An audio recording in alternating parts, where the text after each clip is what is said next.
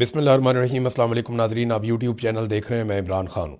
सबसे पहले इमरान खान साहब की बहनों ने एक बात की। उन्होंने कहा जी हम गारंटी दे देते हैं या हम एक ऑफ़र दे देते हैं कि मैं आसिम मुनीर का नाम नहीं लूँगी, इमरान खान को इलाज करवाने दें अलशिफा अस्पताल से। अच्छा, ये एक ऑफ़र नहीं है, ये एक तरह से वो एक्सपोज भी कर रही हैं कि एक्चुअली आसिम मुनीर को प्रॉब्लम है इमरान खान साहब के इलाज से। यानी एक तरह का ये तंज है, एक तरह का वो सिस्टम को बेनकाब कर रही हैं। इन बहन भाइयों ने पाकिस्तान के निज़ाम को जितना नंगा किया ना, उतना आज तक कोई नहीं कर सका। या सोशल मीडिया का दौर है, वरना फातिमा जिन्ना के पास अगर सोशल मीडिया होता तो वो उस वक्त के जर्नैलों के कपड़े उतार देती और बता देती कि इनकी असल औकात क्या है। अब ये बहनें और ये भाई ये बता रहे हैं कि जनाब असल मामला ये नहीं है कि इमरान खान का कानूनी मसला है, आसिम मुनीर का मामला है, ज़ाती मामला बनाया हुआ है और एक खौफ है आसिम मुनीर को। तो उन्होंने कहा जी कि मैं आसिम मुनीर का नाम नहीं लेती, मैं ये ऑफ़र दे देती हूँ। अच्छा, हमारे कुछ छोटे दिमागों वाले लोग हैं, वो समझे कि ये सीरियस बात हो रही है। भैया आसिम मुनीर को एक्सपोज किया जा रहा है। अब ये जुल्म के खिलाफ तो बोलते नहीं हैं, ये कभी नहीं कहते कि आसिम मुनीर साहब जुल्म बंद कर दें, ये कभी नहीं कहते कि पाकिस्तान की मिलिट्री एस्टेब्लिशमेंट जो गंद लगातार पिछले 70 साल से मार रही है वो उसको अब बंद कर दे, क्योंकि अवाम उनसे मुतनफ़र हो चुकी है और बहुत हद तक अब लोग खड़े हो गए। माजी में लोग ऐसे खड़े नहीं हुए जैसे लोग अब खड़े हो गए और एक मकबूल तरीन लीडर जेल में है। ये जनाब अब बहाने बनाते हैं कि मजलूम के अंदर कीड़े निकालते हैं कि मजलूम ने ये क्यों किया, मजलूम ने वो क्यों कहा। कभी ये कहते हैं कि इमरान खान को फ़ौरन डील ले लेनी चाहिए, इमरान खान को सर नीचे झुकाकर माफियां मांगनी चाहिए, कभी ये लोग ये कहते हैं। और जैसे ही कोई नरम बात आती है साथ ही कहते हैं देखा लेट गया। ये किसी हाल में खुश नहीं होंगे, ये हर लिहाज में एक बुग़्ज़ के अंदर मुब्तला है। जैसे कि अभी मैं वो तलत हुसैन की एक वीडियो देख रहा था, उसने पंजाबी के अंदर एक बातचीत करते हुए एक वीडियो भी एक पब्लिक की है। तो तलत हुसैन ने वीडियो पब्लिक की कि जनाब पार्लियामेंट हाउस के अंदर बैठे हुए जो धरना देने वाले पाकिस्तान तहरीक इंसाफ के या अपोजिशन के लोग हैं वो वहाँ पे खा पी रहे हैं। अच्छा, एक तो ये कि मैं बिल्कुल मुतमईन नहीं हूँ, यानी ज़ाती तौर पे मुझे लगा कि ये क्या किया है इन्होंने। पार्लियामेंट हाउस के अंदर धरना कौन सा धरना होता है? मैंने इस पर काफ़ी तनकीद भी की, लेकिन अब जायज़ तनकीद कर सकते हैं।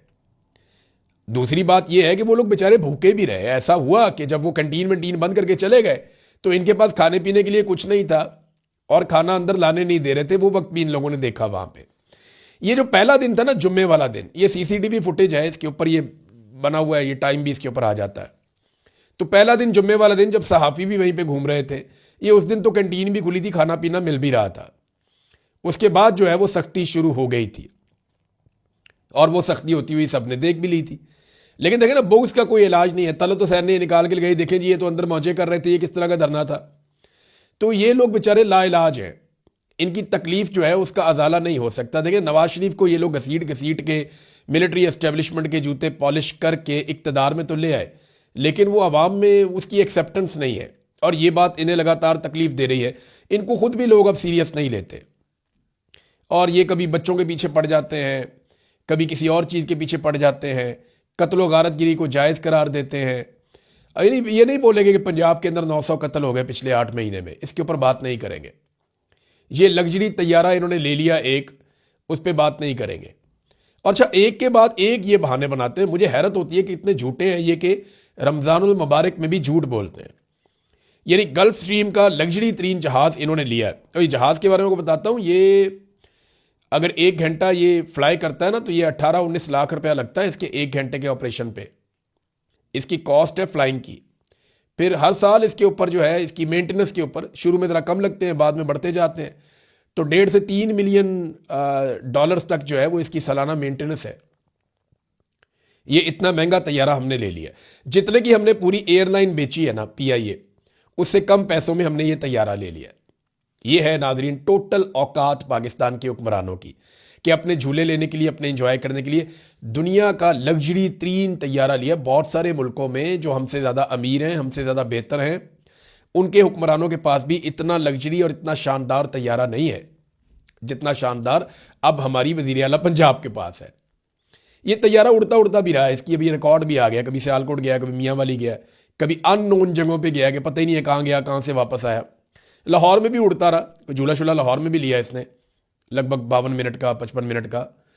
तो ये जो तैयारा है इसका इस्तेमाल भी हो रहा है। अच्छा, ये झूठ कितना बोलते हैं, कभी कहते हैं जनाब ये तो हम एयर पंजाब के लिए लेकर आए। एयर पंजाब जिसका कोई वजूद ही नहीं है, उसका तैयारा पहले एयरलाइन बनती है, उसके बाद तैयारे आते हैं। एयरलाइन बनती है, भर्तियां होती हैं, दफ्तर बनते हैं, एंड में तैयारे आते हैं। ये जनाब तैयारा पहले पहुंच गया। कैसा लोगों को बेवकूफ़ समझते हैं ये। फिर वहां पे टाउट मजीद उठते हैं, दरबारी उठते हैं, वो कहते हैं जी ये तो मरीजों को मुंतकिल करने के लिए लेकर आए कि इसके अंदर मरीजों को मुंतकिल करेंगे। यार वैसे हद है बेशर्मी की। मरीजों को मुंतकिल कर, पूरी दुनिया में अमेरिका समेत दुनिया का कोई ऐसा मुल्क नहीं है जहां पे मरीजों को मुंतकिल करने के लिए इतना लग्जरी तैयारा रखा गया हो, ऐसी ऐशो इशरत। तो ये सब झूठ है। हो सकता है कोई एक आधी वीडियो ये बना के जारी भी कर दे, एक दो वीडियोस, मरीज लेटा हुआ हो, क्योंकि वहां पे सोफा कम बेड भी लगा हुआ है, बड़ा कमाल किस्म का लेटने की जगह भी है इस तैयारे में। तो 19 बंदों के तैयारे में हो सकता है इक्का दुक्का दफा तनकीद से बचने के लिए या दो नंबरी करने के लिए हरकत ये करें। बहरहाल आसिम मुनीर के ऊपर ये एक तरह का दबाव है कि ठीक है यार, आपका नाम नहीं लेते, आप इमरान खान का इलाज तो करवाएं। अब इमरान खान की बहनें कहती हैं कि अगर इमरान खान को जमानत मिल जाती है तो हम उनको सीधा अस्पताल लेकर जाएंगे, अलशिफा अस्पताल लेकर जाएंगे अगर जमानत मंजूर हो जाती है। और ये डोगर साहब तो केस ही नहीं लगा रहे इमरान खान साहब का। और अलीमा खानम ने कहा कि बानी पीटीआई इमरान खान साहब की रिहाई तभी मुमकिन है जब जस्टिस सरफराज डोगर केस की समाअत करेंगे। जब जमानतें मिलेंगी तो इसी वक्त इमरान खान साहब को जेल से सीधा अलशिफा अस्पताल लेकर जाएंगे, ये जनाब उन्होंने कहा। अब नाजरीन आए आप एक और बात की तरफ के पाकिस्तान के नुक्ता नज़र से ना आज एक बड़ा अहम दिन है और मुझे इसकी अहमियत का अंदाज़ा उसी वक्त हो गया जब ताहिर अशरफी को लॉन्च किया गया। मौलवी ताहिर अशरफी एक दरबारी मौलवी हैं, सरकारी मौलवी हैं। इन्हें हमेशा उस मौका पर लॉन्च किया जाता है जब पाकिस्तान की मिलिट्री एस्टेब्लिशमेंट ने कोई गेम डालनी होती है। जब भी आसिम मुनीर साहब ने कोई नया कट्टा खोलना होता है तो पहले ये मौलवी लॉन्च किया जाता है और ये आकर बताता है और ये उसकी इस्लामी अफादियत बयान करता है। यानी बहुत ही बेशर्मी की हद तक ये जाते हैं ताहिर अशरफी साहब ना। तो ताहिर अशरफी साहब जनाब अब लॉन्च हो गए और मसला ये है कि आज का दिन है 19 तारीख। अमेरिका में जो है वो सुबह हो जाएगी और ये जो दिन अमेरिका के पाकिस्तान में जब दिन गुजरता है तो फिर अमेरिका में दिन शुरू होता है। आप ये वीलॉग रात को सुन रहे हैं तो अब अमेरिका में कार्रवाई हो रही है, तो मैं आपको सुबह वाले वीलॉग में तफसीलात बताऊंगा। तो हुआ ये है कि वहां पे डोनाल्ड ट्रंप ने बुला लिया है उन ममालिक को जिनके साथ बैठकर वो बोर्ड ऑफ पीस या बोर्ड ऑफ नेतन्याहू जो है वो उसके ऊपर अब अमल दरामद करेंगे और उसकी सबसे तौसीक लेंगे। अब यहां पे अनाउंस किया जाएगा फौजें कौन कौन सी आ रही हैं। पाकिस्तानी जो गवर्नमेंट है वो कोई ऐसा हल निकालना चाहती है या पाकिस्तानियों को कम से कम ऐसा यकीन दिलाना चाहती है कि हमारी फौज गजा में जा तो जरूर रही है, लेकिन ये कौम को बावर करवाना चाहते हैं कि ये फौज गजा में लड़ने के लिए नहीं जा रही, ये कोई सिक्योरिटी की ड्यूटी करने के लिए जा रही है। किसी इमारत की सिक्योरिटी कर ली, किसी बंदे की सिक्योरिटी कर ली, किसी और फर्द की सिक्योरिटी कर ली, किसी प्रोजेक्ट की सिक्योरिटी कर ली। कोई बफर जोन बनाएगा इसराइल अपने और फ़लस्तीनियों के बीच में, उस बफर जोन के अंदर ड्यूटी कर ली। तो इस किस्म की ड्यूटियां, यानी कोई ऑपरेशनल ड्यूटी ये वहां पे करना नहीं चाह रहे, ये कौम को ये बताएंगे। लेकिन देखें ये बात मानेगा कोई नहीं, क्योंकि ये गजा स्टेबलाइजेशन फोर्स है। इसके अंदर जितने ममालिक होंगे ना, ये फोर्स जो भी काम करेगी उसका बर्डन उन तमाम ममालिक पर आएगा और यही अमेरिका का फॉर्मूला है। डोनाल्ड ट्रंप ने बड़ा स्मार्ट मूव किया है। वो सारा बर्डन जो अकेले नेतन्याहू के ऊपर आता था वो बर्डन डोनाल्ड ट्रंप ने शिफ्ट कर दिया बहुत सारे मुसलमान मुल्कों पर जो बोर्ड ऑफ पीस का हिस्सा है। और अब जो फौजें आएंगी लड़ाई का बर्डन उन सब के ऊपर शिफ्ट हो जाएगा। देखिए ना, चेन ऑफ कमांड तो एक ही है। पाकिस्तान की फौज कोई भी कार्रवाई करती है, यानी एयरफोर्स से तैयारे गिराए, तो आसिम मुनीर ने भी उसका क्रेडिट लिया, पूरे पाकिस्तान ने उसका क्रेडिट लिया, पूरी फौज ने लिया।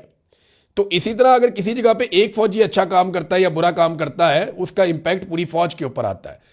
तो ये जो फौज वहां पे जा रही है मुख्तलिफ ममालिक की, ये जो भी करेगी इसका इंपैक्ट सारे ममालिक के ऊपर आएगा। अब देखें ना, ये डोनाल्ड ट्रंप साफ कह रहे हैं कि सवाल ही पैदा नहीं होता कि हमास वहां पे रह पाए। हम हमास को जड़ से उखाड़ फेंकेंगे, हमास को गैर मुसल्लह करेंगे, उन्हें हम वार्निंग दे रहे हैं।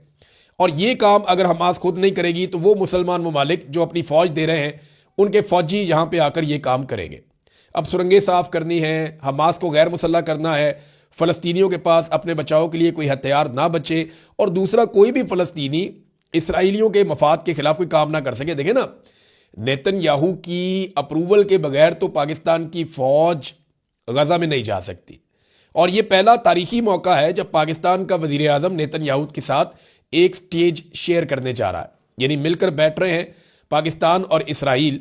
ये आज पहला मौका है और ये तुर्राए इम्तियाज शहबाज शरीफ साहब को है, फील्ड मार्शल आसिम मुनीर साहब को है कि उन्होंने ये दिन दिखाया इस कौम को कि इस वक्त की जो मौजूदा तारीख है इसका सबसे बड़ा जंगी मुजरिम, जिसे बहुत सारे यूरोपीय ममालिक अपने मुल्क में दाखिल नहीं होने देते, एक ऐसा शख्स जिसके ऊपर आलमी सतह पे केसेस चल रहे हैं और सबसे बड़ा जंगी जराइम का मुर्तकिब करार दिया जाता है, नेतन्याहू, उसके साथ शहबाज शरीफ जाकर बैठ रहे हैं। बहुत बड़ा हौसला चाहिए, बहुत बड़ा दिल चाहिए। तो शहबाज शरीफ साहब ने यह काम किया है, पाकिस्तान की तारीख में कोई और लीडर ये काम नहीं कर पाया। देखिए ना, ये चीज़ें बताती हैं कि अगर पाकिस्तान का फौजी जर्नैल या मिलिट्री एस्टेब्लिशमेंट वो एक तरफ खड़ी हो जाए तो चीज़ें कितनी आसान हो जाती है। इमरान खान अगर एक गाड़ी भी खरीद लेता ना, फ़र्ज़ करें इन हालात में, तो पाकिस्तान के मीडिया ने पिट से आपा कर देना था, तत्ते तवे पे बैठ जाना था, इन्होंने रो रो के ज़मीन आसमान के कलाबे मिला देने थे।